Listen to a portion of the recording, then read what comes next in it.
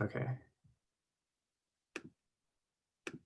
So Dr. Narayan is a University Distinguished Professor at Michigan State University, the highest honor that MSU bestows on a faculty member.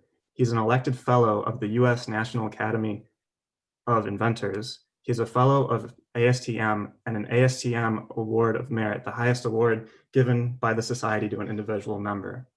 He's been awarded the Governor's University Award for Commercialization Excellence and the Michigan Green Chemistry Award for developing biodegradable packaging and insulation foams. He has over 200 peer-reviewed publications, 30 issued patents, and has graduated 20 PhD and 25 master's students. He's a successful faculty entrepreneur and has commercialized several bio-based and compostable product technologies. And tonight we have the absolute pleasure of having him speak. So Dr. Narayan, the stage is yours. Well, thank you very much, and good evening, all students.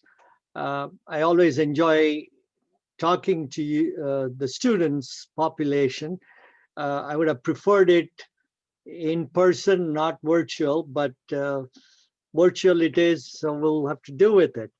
I believe you can, if you want, I would be more than happy if you unmute yourself, if that's possible, to ask questions.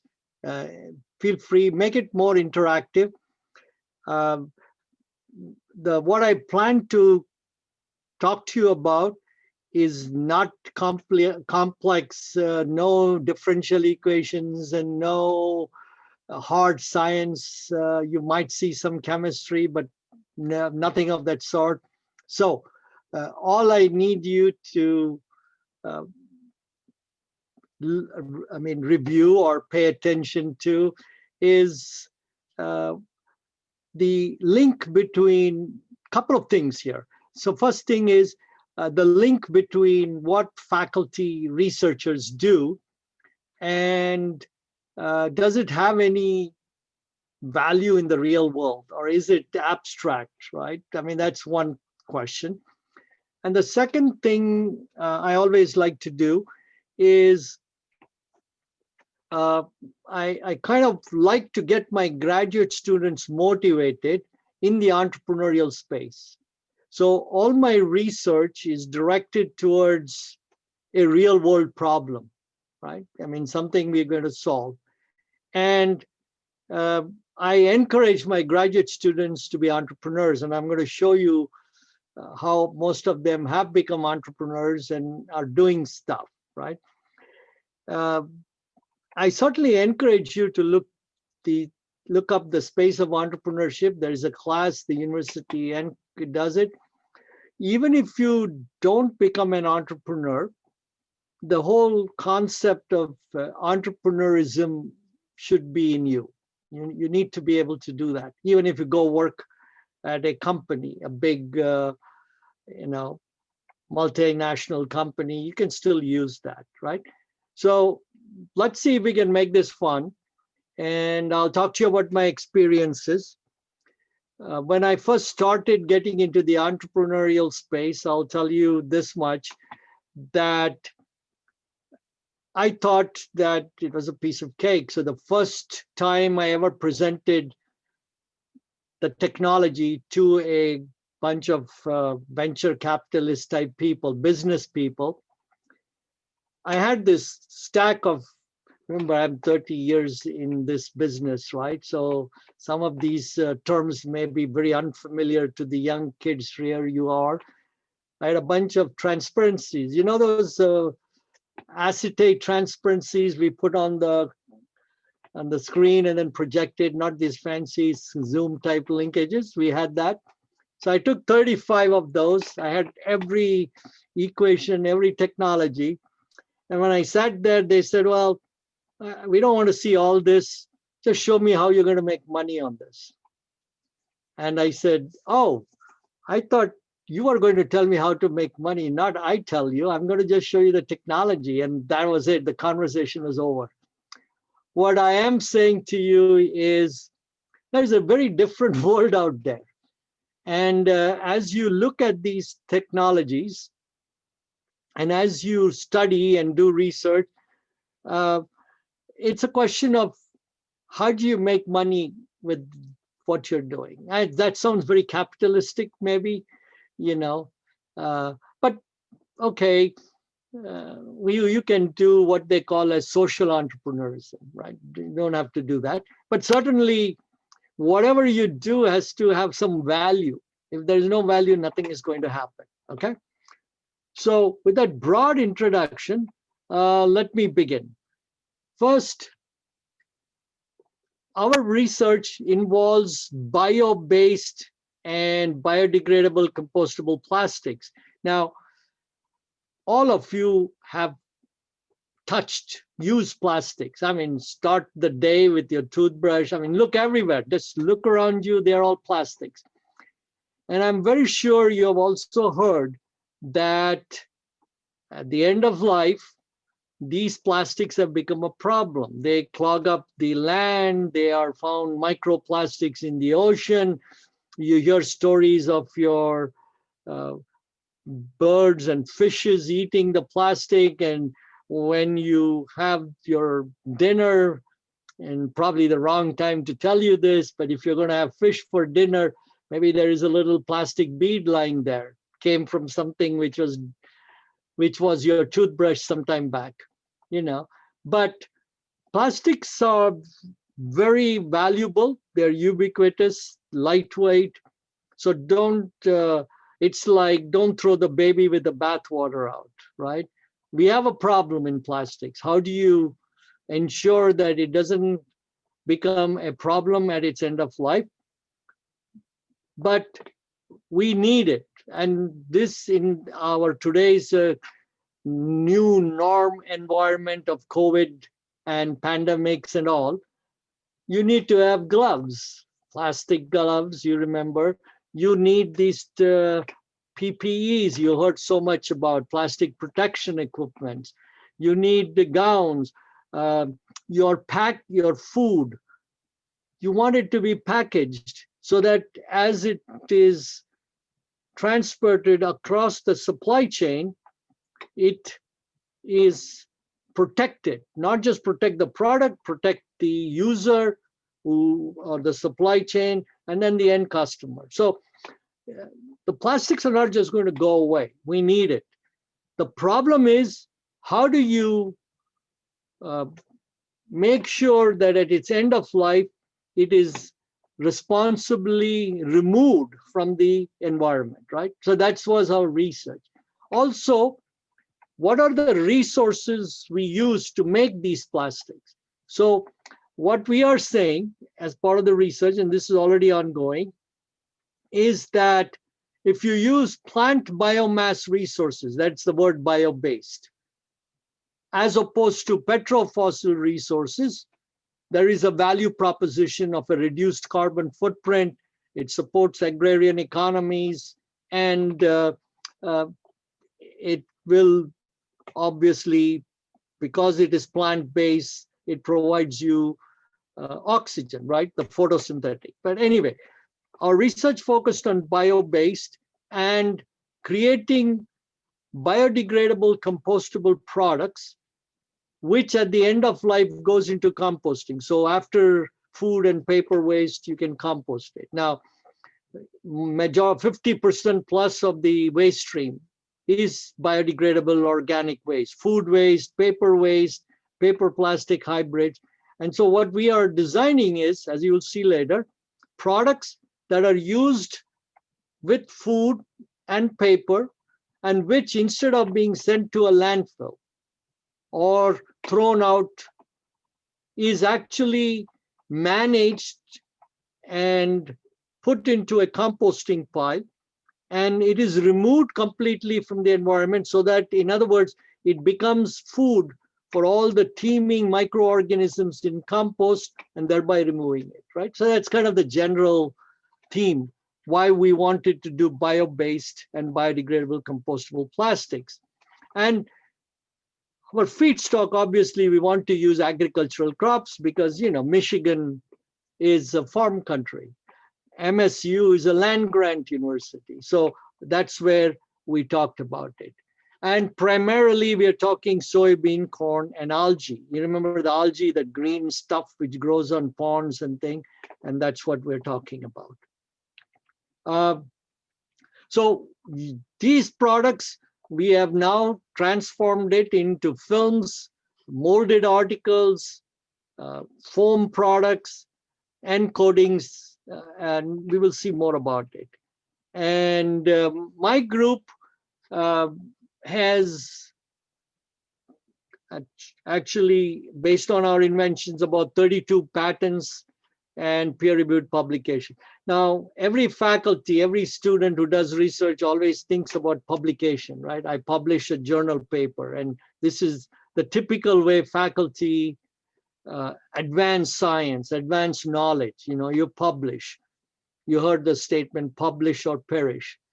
Well, I followed a different model. I'm saying we want to patent, and I use the capitalistic word. I want to patent and I want to make money. I mean, you know, I came from India 30 years ago, or 40 years ago. I'm not even sure how long it was, but came to Purdue and then came to MSU. And that the idea that, you know, you can innovate and make products that you can commercialize was fascinating. And that's really what you should be thinking about. And it doesn't have to be a technology area. I mean, for all I care, you could be stringing tennis rackets, which is what I, as my son first started doing. He has got his own business now, and he talks about entrepreneurship. Maybe if you guys call him, it'd be more of your age. But when he started to say, I'm going to string rackets and make some money out of it, it was very simple. He spent more money. He didn't spend the money. He took my money and spent it to do this thing and made very little in return. It was a losing proposition. And that's not a good business model. In other words, that's where you have to make sure that what you do, whether you are selling something or you are going to be painters. I don't know whether somebody talked about painting. Well, make sure you understand the financial implications, that what you are going to put in, you're going to get more than what out of, you should get more out of it, right? So that's kind of what this whole concept is all about. And so in entrepreneurship, which is kind of strange, I'm an engineering professor, I teach finance, how to read a balance sheet, how to make sure that you are going to make money and not lose money. So that's kind of, I'm not going to teach you all this. Maybe if you are interested, you should come back and talk to me if you're planning to start a business or something. But that's where I'm more what should say, I'm more pleased with my patents than with all the publications, because I think there is value. And I'm going to show you what I did with it. And of course, I have a lot of graduate students who have graduated. So the first technology I want to share with you is a brand new polymer. It is called PLA, polylactic acid, right? This is, as you know, we grow crops, corn, big crop for the US. It uses sunlight energy. This corn is then harvested and you can make sugar. You ferment it to a product called lactic acid. You know, lactic acid is, if you're not familiar with this structure, when you do anaerobic exercise or when you do weights and all, you feel the pain in your muscles, that is lactic acid. So we make lactic acid, and then that lactic acid is converted to a molecule called lactide, which we then string it together to form a polymer called polylactide, okay? So this process of making polylactide can then be converted into fibers, into bottles, and all sorts of stuff. The interesting story around this is as follows, right? PLA is used in medical applications. For example, if you look at your sutures, which you have in, or your implant for your, if you break a bone, then, those implant, they're all PLA. What happens is PLA can break down in the body and be reabsorbed, and then you excrete it. So think for a minute, this PLA molecule is made by one company, Boehringer Ingelheim in Europe, and they sold this for $1,000, about $1,000 a kilogram, right? Of course, when you're sick or you want a suture, you're willing to pay anything, right? So $1,000 a kilogram. But if I wanted to make a bottle, your water bottle, or if I wanted to make some fiber, or I wanted to make some packaging film, and I said to the brand owner, well, it's going to cost you $1,000, he would think I'm nuts, right? What am I doing with this, right? And so Cargill is the biggest agribusiness in the world, privately held agribusiness. They came to MSU and to MBI and said, let's work on something which could be a legacy to Cargill, that we can totally change the landscape. And at that time, I had told them, let's make PLA. Why? Well, not that nobody has made it. It sells for $1,000 a kilogram. And then that's when Cargill said, we're not going to do biomedical business. We want commodity products, plastics. And it's interesting when we got some anecdotes which might be interesting to you. When we got into this business, I remember asking the commercial manager at Cargill who then became chairman for Cargill, you know what? You guys do the commodity. Why don't you let me take that PLA and I can sell it for $1,000 and be really wealthy? I need just a few kilograms of this material.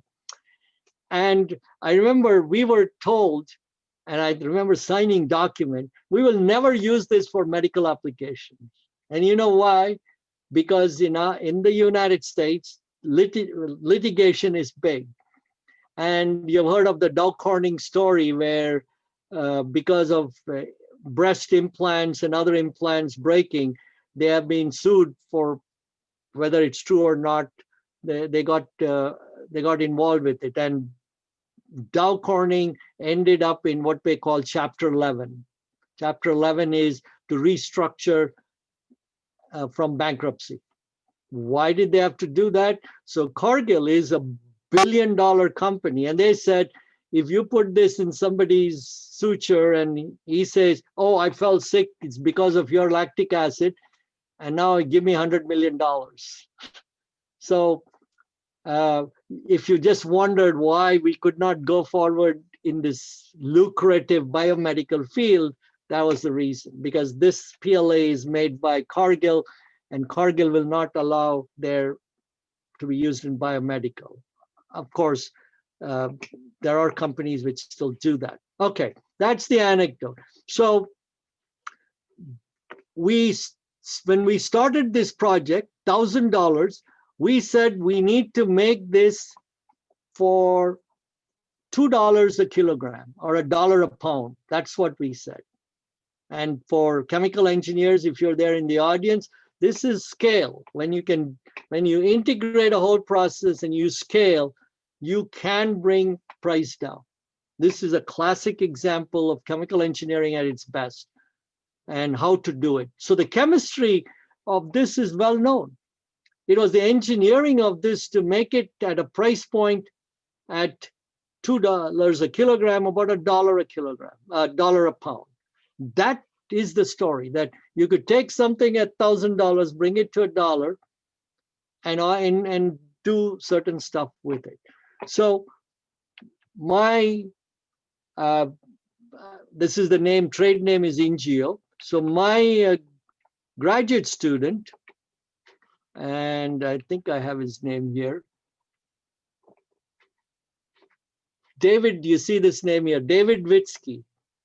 He did his PhD with me in 1997. And his story is very interesting for people like you. He came from a junior college transfer, right? So he was not interested in science, or he thought he was not bright enough, whichever way you want to look at it. And he came to work as a intern, as what do you call as undergraduate assistants in my group. And he got so fascinated with it that he went on to do his PhD in this space. And he liked this field so much that he went and did an MBA at MIT. And now he is a business analyst working at Wall Street. And I still tell him, what a waste of all that engineering. But he tells me that there are very few engineers with the PhD who can also do business analysis. So you walk with the CEOs because you write their report, and their stock price is dependent on the analyst's review of that project. So doing very well. So those of you who want to be an analyst, get into Wall Street, even if you're doing an engineering, you can still be that way because you understand the basic core of business, right? Anyway, I won't go into the chemistry of this, except to say that we started with a polymer molecule, which is shown here, that was used at $1,000 a kilogram. And we built a plant, which you see on the left-hand side. This is a 150,000 ton plant in Blair, Nebraska, in the 10 years which we started. So we went from my lab space in MBI, if you've ever seen it, it's on Collins Road. And that's where this technology evolved, right? And all the way from making the lactic acid, making this monomer molecule, then polymerizing it, all of this was done at MBI. And it went from concept to lab to a 10,000 pound plant in Savage to this commercial plant here. And that to me is remarkable. My original degree is in polymer chemistry, and I just wanted to share this anecdote with you. But when I first came into MSU to teach chemical engineering, somebody said, well, but you're not really a chemical engineer. And the chair at that time said to this person who asked the question, well, he's built a 150 kiloton plant from nothing. That is more than chemical engineering you need to know to do that, right? So the reason I'm saying this is it doesn't matter what your degree is. You can learn, you can adapt. And that's really what I want to leave you with as part of the message, that it's in your heart and in your mind. You can do what you want. And the degrees are just training grounds, whichever you get. And I remember you talking about a professor from education speaking. Doesn't matter. It's the concepts and things which you want to absorb. And that's what I want to leave you with. That we built this plant. This is commercial. This company now, NatureWorks, so the Cargill spun it off as NatureWorks. This is the 150,000 plant in Blair, Nebraska, and it makes PLA resins. And this is, by the way, sold out. Today, they're not able to meet demand, and of course, supply and demand price goes up. So here's one success story. I sort of combined it in a very short form.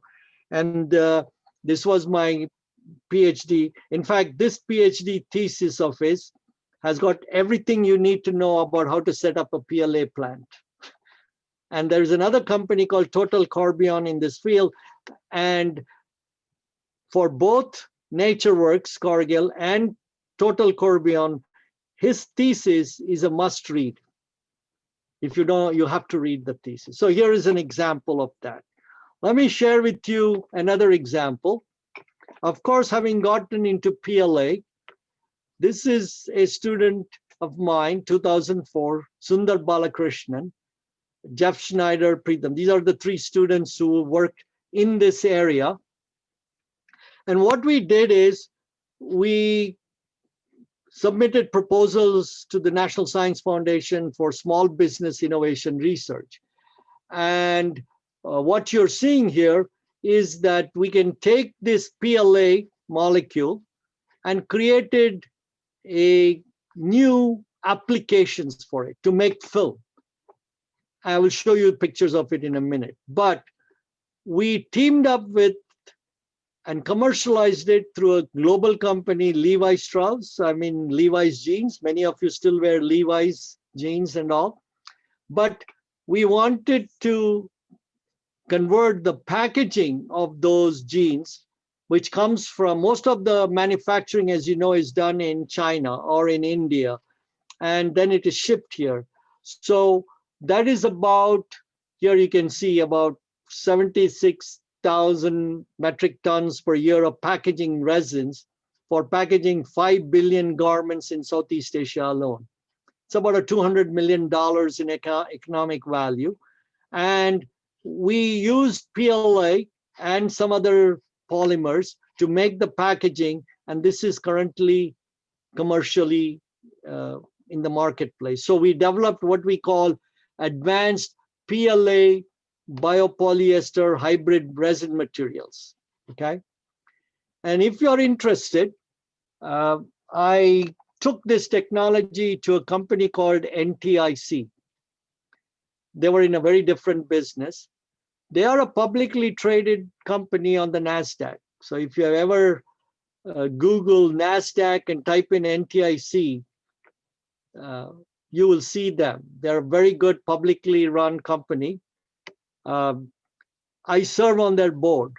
And I remember the reason I got on their board was the other guy said, well, you dragged us into this bioplastics business. You better sit here and show us how this is going to go commercial. So that's how I ended up there. And I'm still on their board. And this graduate student, he had to go back to India. And he is now the managing director of Nature Tech India. And so Nature Tech India is a wholly owned subsidiary of this public traded company called NTIC. But the entrepreneurial spirit, he owns 25% of Nature Tech India. He has equity in this company.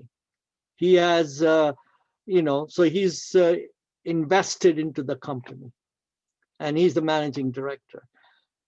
I want to plant this seed of thought for you. When you look for jobs, all of you are going to look for jobs. There are two ways you look for it.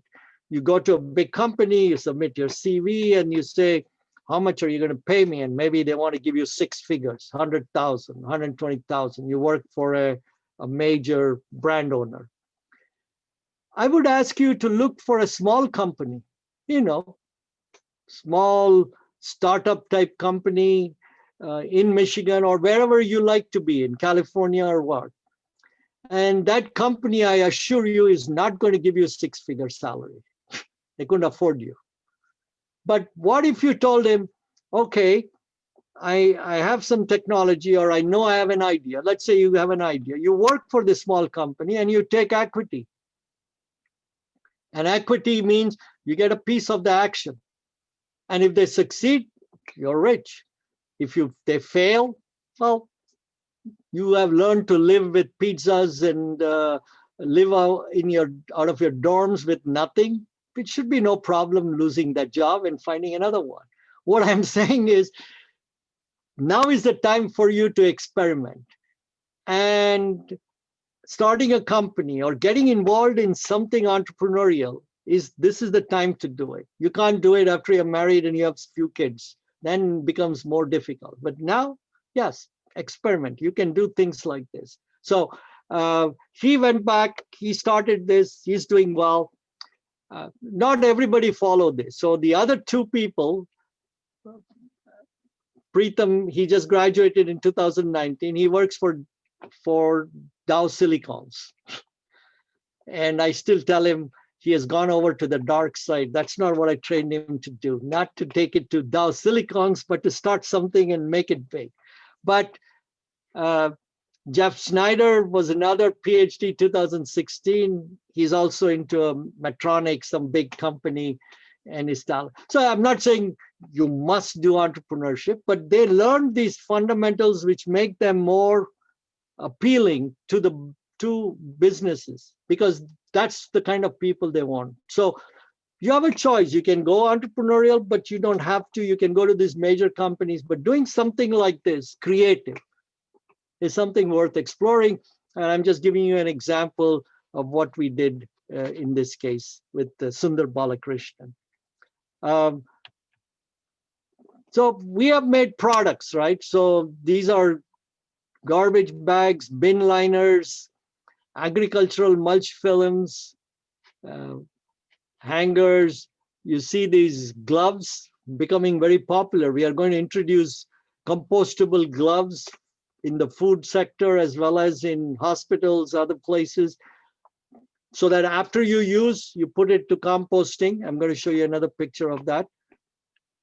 That's what happened. So here is, this one is a garment apparel packaging. This is cutlery, and this is made from corn, soybeans, and it will completely compost, break down in a composting environment. You see, nothing remains, as opposed to polyethylene and polypropylene. So what I wanted to share with you is that 3 theses, students develop technology that went commercial. And this is being commercialized by this company called Nature Tech.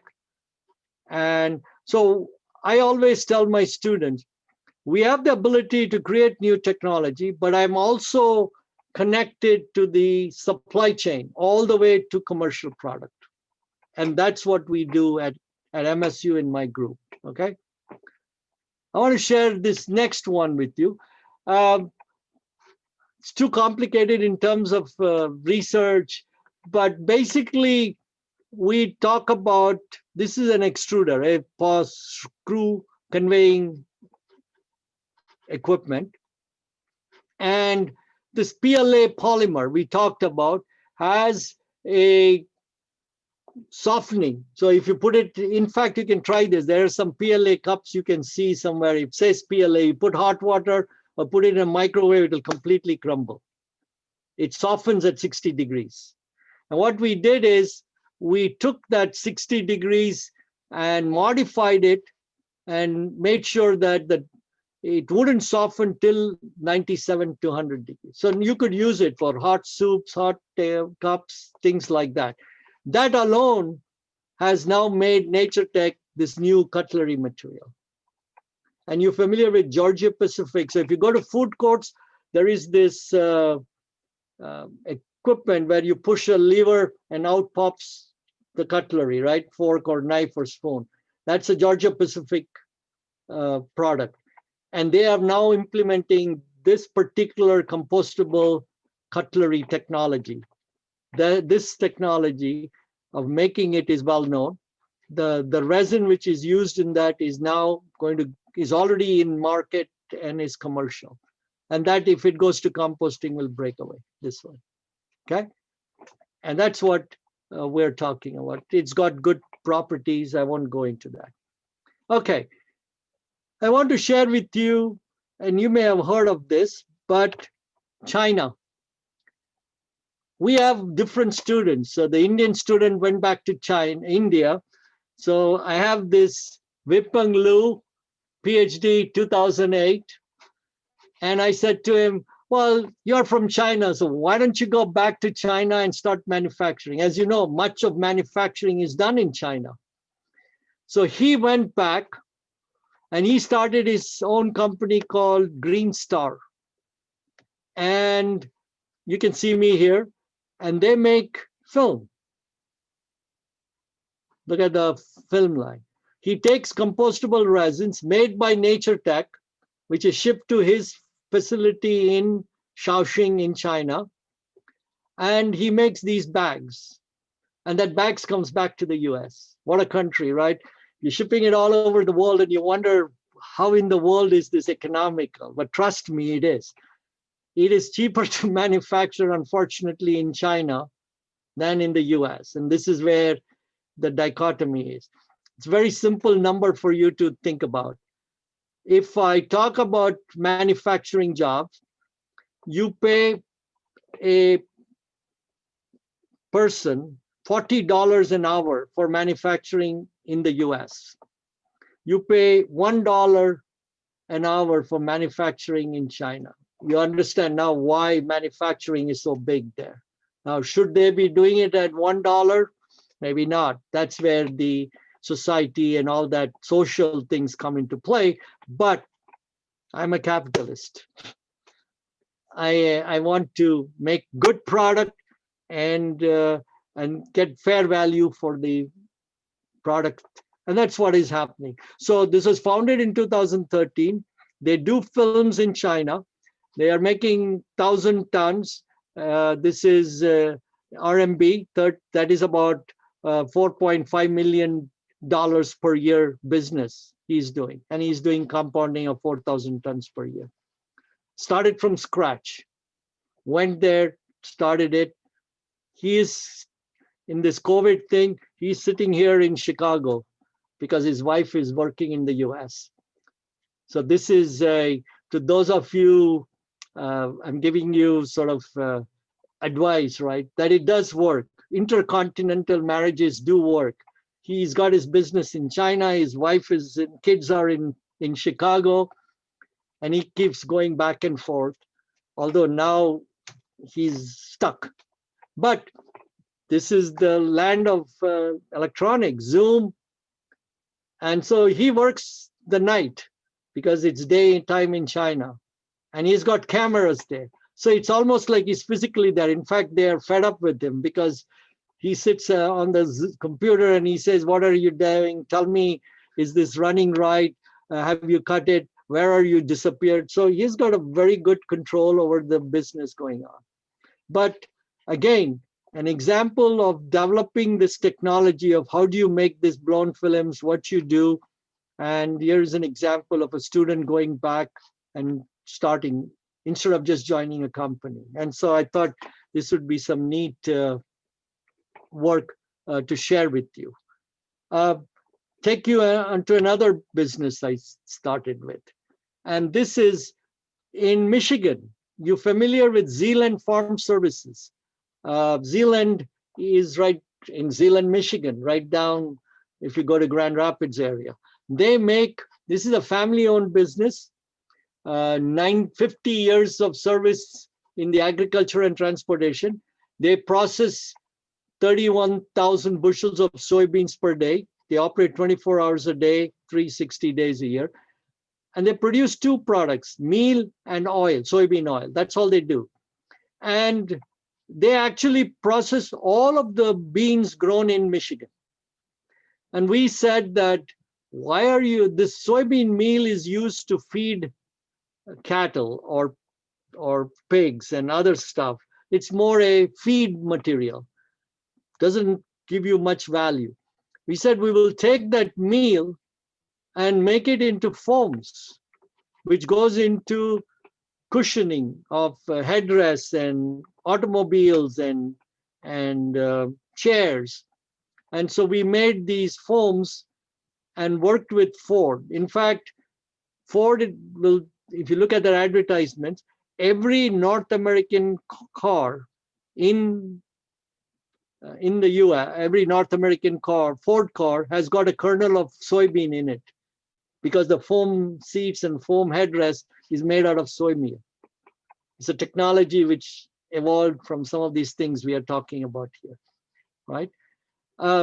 So I thought this is something you would share with. It came out of research, several PhDs. So you see this Sally Bote, who finished her PhD with me 2019. She now goes and works at Nature Tech. What I wanted to share with you is all my graduate students have no problem finding jobs. And if they don't find a job, I make sure they go work with the company which I'm involved with. And I'm not so sure whether they like it or not, because I still treat them like a graduate student, you know. And I am very upset if they're not put in enough work, because once you go into these big companies and you work 9 to 5, 5:30 you're out, you have a beer, you go and watch TV. And if I don't find them, I'm saying, what do you mean you're watching TV? This is no time to watch TV. We got to do work, right? And fortunately, they still respect me and they listen to it. Or maybe they listen and then let it go out of the other ear. I don't know what they do, but no, they're very sharp.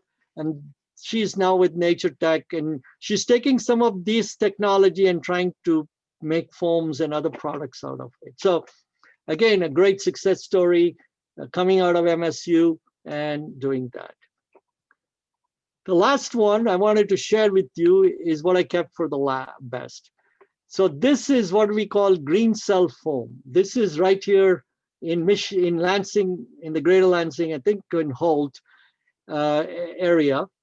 What we do here is we take starch, and remember you cook starch, right? You put water in it, and you start with the rice. I don't know how many of you make your own rice, but if you have done so, you know this process. You put water and you heat it, and it foams it. You get your rice to eat. Well, we took it differently. Before I say that, let me add one more thing. All the cereals, I'm sure you have cereals, right? That cereals is nothing but carbohydrate or starch.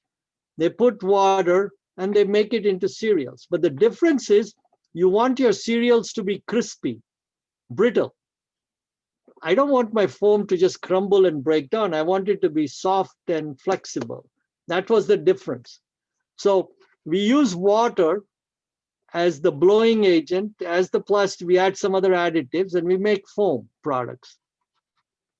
So that foam products now can offer insulated cooling, like you see here.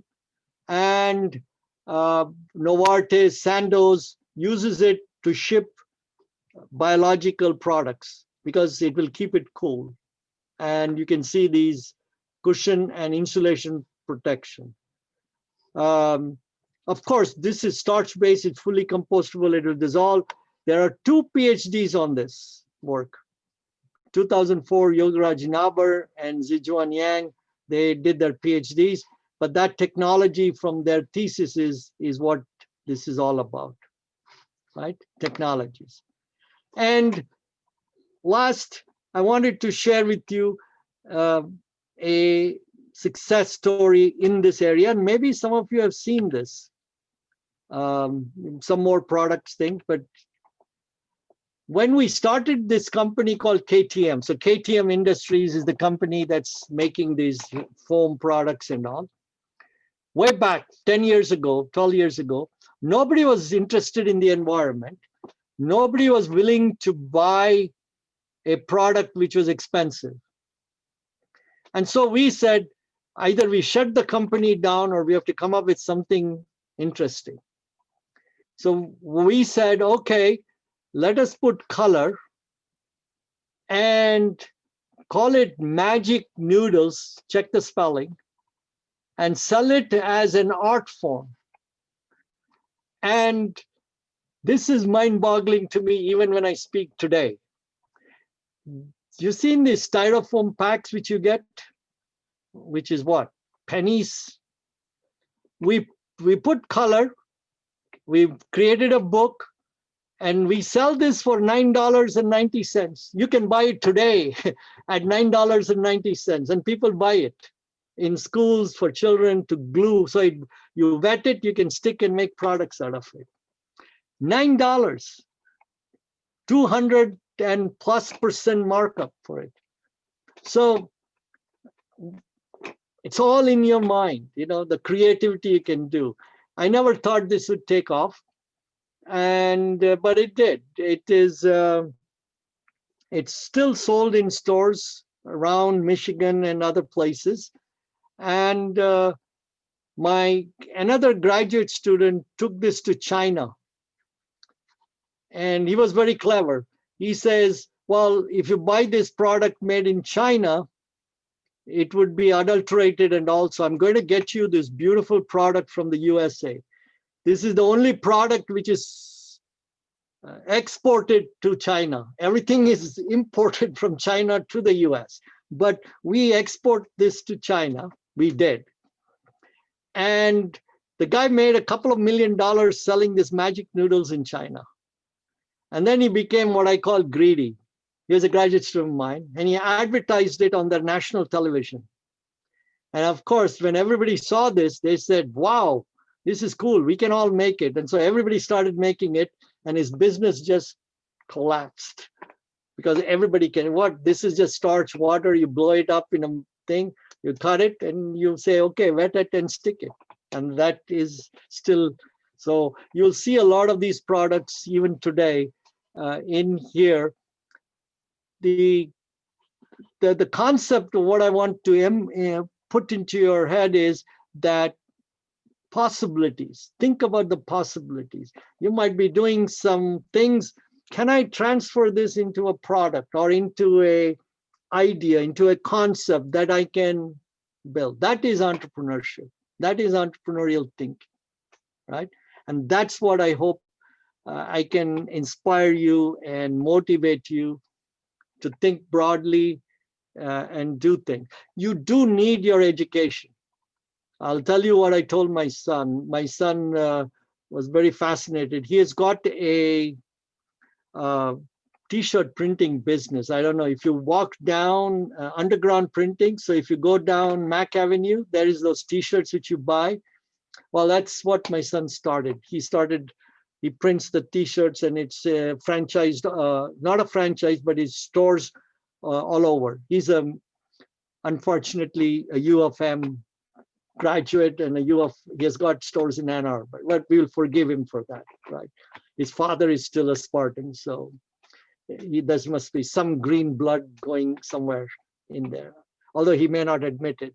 But the point is that I remember he now says that while he started all this entrepreneurship, he's a chemical engineer and he did a master's in chemical engineering. The degree helped in disciplining you to think. You remember, engineers, you're problem solvers. And so while it may not be directly applicable to it, but it teaches you how to think, how to plan. It gives you a lot of learning. And so doesn't matter what you learn, that piece of paper, which you get at the end of your graduation, is very important, not just because of the piece of paper, but because of the training and the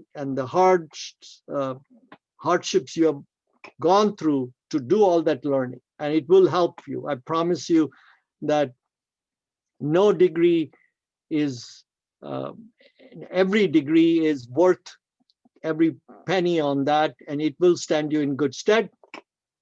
You just have to open up your mind to it. And the last thing I want to share with you, I don't think I have a slide here. We also founded another company called Ecosynthetic, ECO.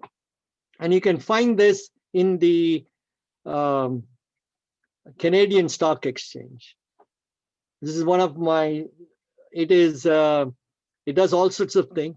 I have founder stock in that company. I don't do anything with that company anymore, but it is a company that went public on the Canadian Stock Exchange. My postdoc and associate who was at MBI was one of the starters of it. He got into this bio-based adhesives and things like that. But that company went public and raised about close to about $100 million, And so it was great. They started it. Now I got a whole bunch of papers. That stock is now at, I don't know, $2. It was selling at $9 a share. It's down to maybe $1, $2. Hopefully they do better. I still hold it. I still hold the stock. And because just it feels good to have a stock in this company, which we started from MBI again. So all these KTM, Ecosynthetic, you can look them up, or Nature Tech, and in India, Nature Tech India, Green Star in China, they're all Spartans who moved forward using technologies which they learned and studied here, took them there. So I think, I don't know, my time here is probably too much. I will stop. What time do I have here? Yeah. Oh, I went longer than I did, almost an hour. So, you know, your professors always like to talk a lot. So you give me a platform and you sit there to listen, I'm happy to talk. So thank you very much. Thank you for listening. Good luck in all your endeavors. I hope you become business people or go work in a company, but I'm confident that the training and education you get here will be very useful. So thank you very much. Yeah, thank you so much, Dr. Narayan. If you have the time, I'd like to open it up for Sure, yeah. questions if anybody has any. So if you have a question, go ahead and unmute yourself and ask it. Hello. I had a quick question about your patents. So you said you had 32 patents, but if that was research done like with the university, does that mean that it's like fully your patents, or do you like share part of that with the university, or like how does that work? Yeah, so every faculty who generates a patent is based on work at the university. The university owns the patents. They license it to companies, or if you did a startup, then the startup company will license it from the university. So so for example, we patented a whole series of starch technologies to corn products, which became ingredient a multinational company. And in the case of Nature Tech, we collaborated to do a lot of NSF, SBIR, so funding came through. So patents are important, and the university has what we call are the assignee to the patent. So you are the inventor, no question. If you go work for a company, you will be named inventor, but the company owns the patent, assignee. They give you $1. I don't think MSU gave me $1 for any of my patents either, but they own the patents. That's correct. Gotcha. Thank you. Yeah. Just one quick point about patents. There seems to be a tendency now to file a lot of patents because you show I have 32 patents, so I have 50 patents, I have 100 patents. But in reality, the question you have to ask is, did that patent really transfer into a commercial opportunity? And are you making money based on that patent? If you are not, then the patent is just like a publication, right? So you have to, one has to be very careful about patents.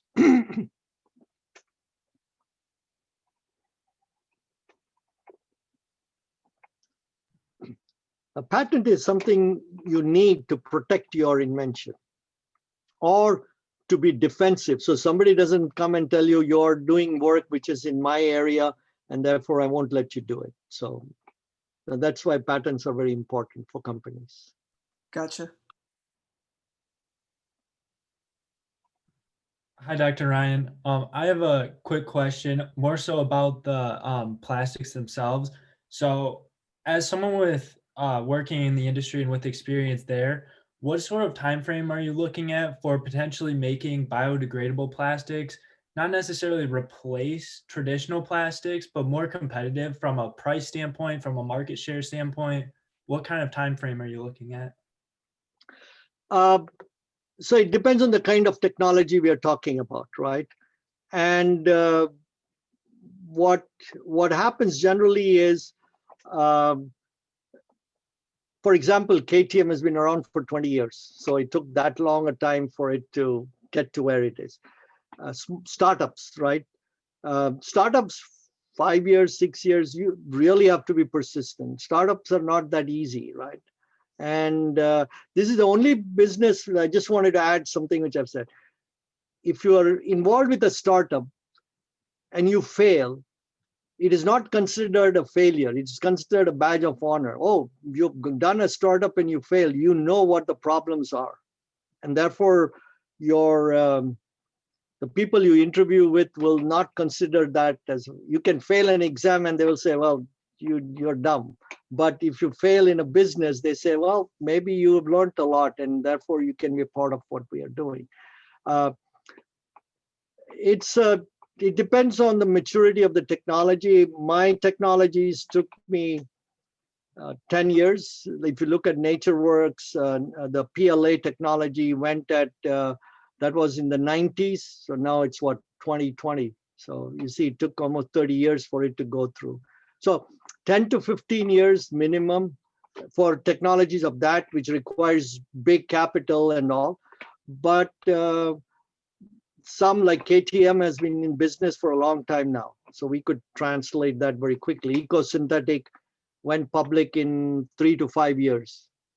And then they started. So I think 3 to 5 years for you, for a startup business to bring it to what we call break even, or to get outside funding, whether it's angel or venture funding, but you need to get capital in.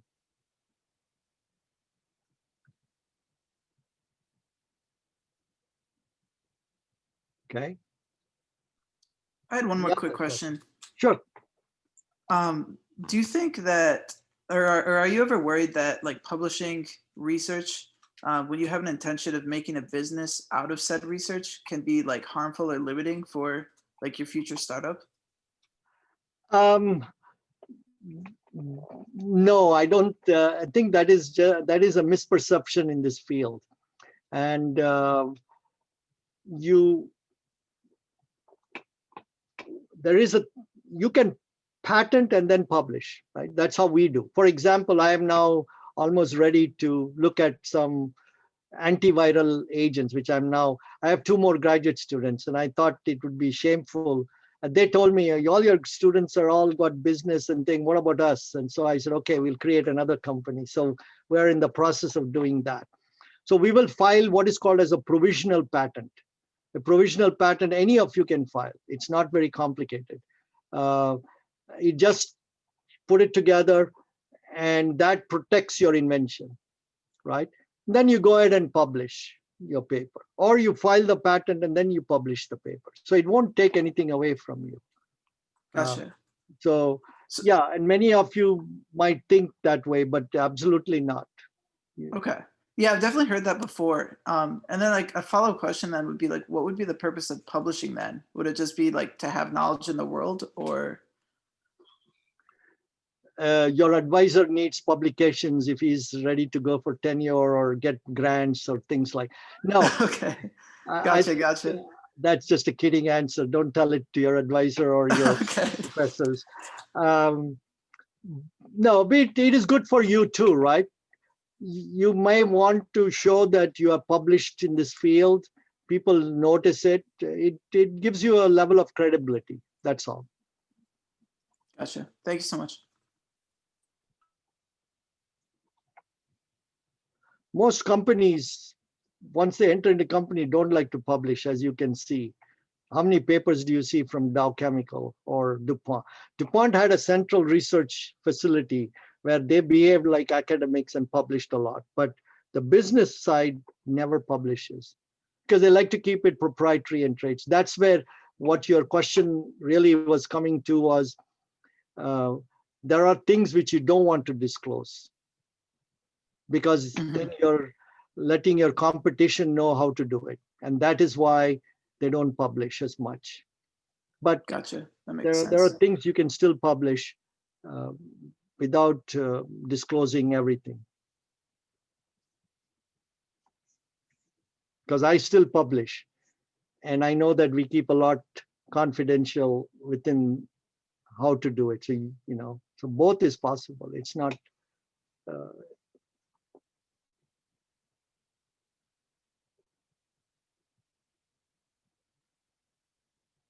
so hopefully that was useful. Put some seeds for you to to grow, and happy to, if you have other questions, you have my email. Shoot me an email, and happy to answer any questions or any thoughts you have. But I think my graduate students, not graduate, undergraduates who are just graduating, like with chemical engineering, or you are graduating, the advice I have, advice is too strong a word, the suggestion I have for you is to not just look at the big companies, right? Look, if you search today and you find startups or smaller ventures, who are like mom and pop types, but who have 5 employees or 10, but which is very technical, which you think you can contribute to, then you should set up a meeting, go meet them, tell them what you can contribute, and tell them your ideas of how you can. So you'll have to really think what their business is, think your knowledge, how you can improve or create a new product or do something to them, and say, look, I have some ideas. You don't have to pay me, just give me enough so like what you would have got as a graduate student. You have learned to live on pizza and Coke, you don't have to have fancy dinners, and you can sleep anywhere. So do that. And once you do that, then and then say, okay, but if I make this successful, then I need you give me 1% of the company, or 10, whatever you can do, you can negotiate. What I'm saying is it's not all salary based. You can negotiate things. That's what I think you should think about. And those people may not even be aware of things like that.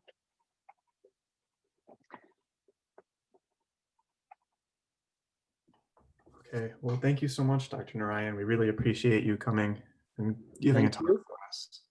Great. And good luck to all of you. Take care. Yeah, thank you. Bye-bye. Thank you very much. Yeah. Bye. Thank you.